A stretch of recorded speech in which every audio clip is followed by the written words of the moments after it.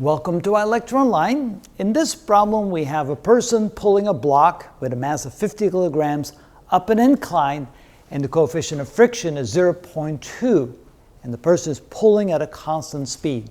The question is, what percent of the work that the person does to get the block up to the top of the hill is lost due to friction?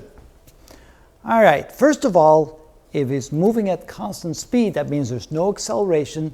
That means the force that he applies to the block, the force in this direction, is going to be just sufficient to pull the block up the hill at a constant speed and to overcome the friction. So let's take a look at all these forces. Well, first of all, we have the force mg acting downward. We have the component right here, which is mg cosine theta, and we have the component which is mg sine of theta. And then we have a friction force pulling this direction. So we have force friction, and by definition that's the normal force times mu. And of course the normal force in this case is going to be mg cosine theta, so that's equal to mg cosine theta times mu sub k.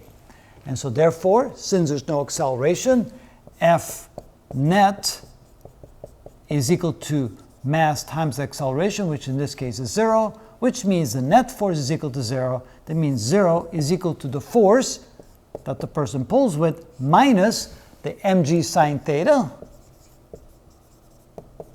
and minus the mg cosine theta times mu sub k. So because of that, we can actually calculate the force required. It's simply the sum of these two.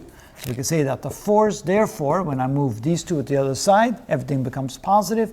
It will be mg sine theta, so that'd be 50 times 9.8 times the sine of 20 degrees, because the slope has an angle of 20 degrees. And then plus the mass, 50 times g, 9.8, times the cosine of 20 times mu sub k, which is 0.2. So that will be the total force required by the person to move the block up the hill at a constant speed. So let's go ahead and calculate that. So we have 50 times 9.8 times 20, take the sine of that, equals, and that would be a force of 167.6 newtons. That's 167.6 newtons. For the first part, plus we have 50 times 9.8 times the cosine of 20 and times 0.2. That would be a total of 92.1 newtons. So that's 92.1 newtons. And then we add them both together. You have a total force of 259.7 newtons. So that's the total force the person needs to apply.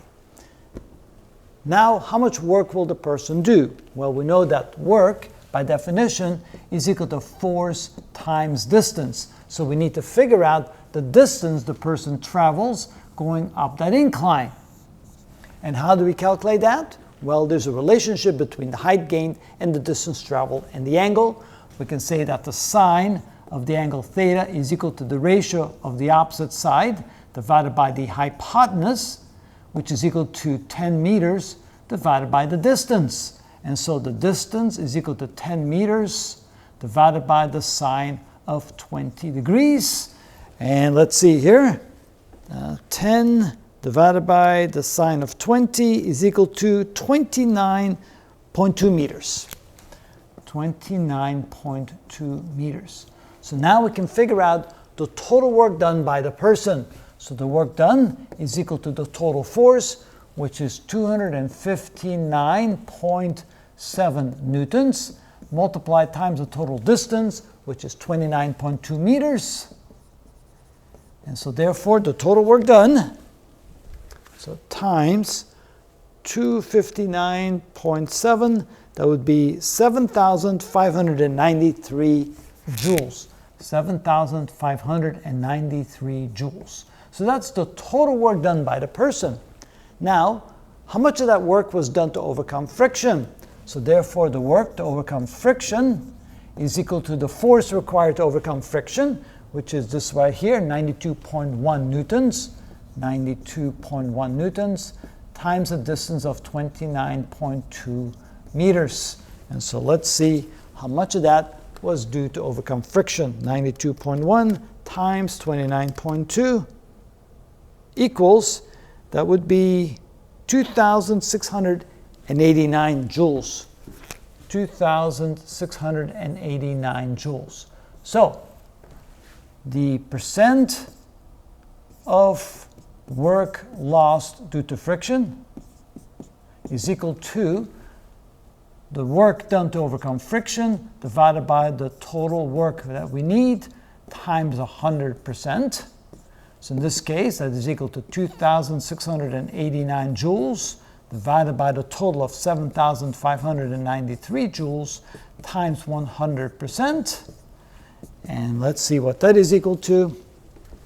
So 2689 divided by 7593 times 100%, that's equal to 35.4% lost.